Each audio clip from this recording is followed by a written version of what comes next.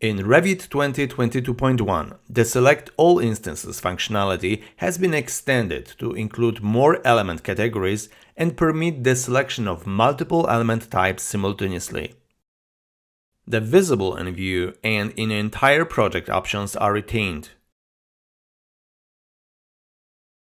New categories supported by the Select All Instances command include rooms, areas, spaces, model lines, detail lines, reference planes, revision clouds, and more.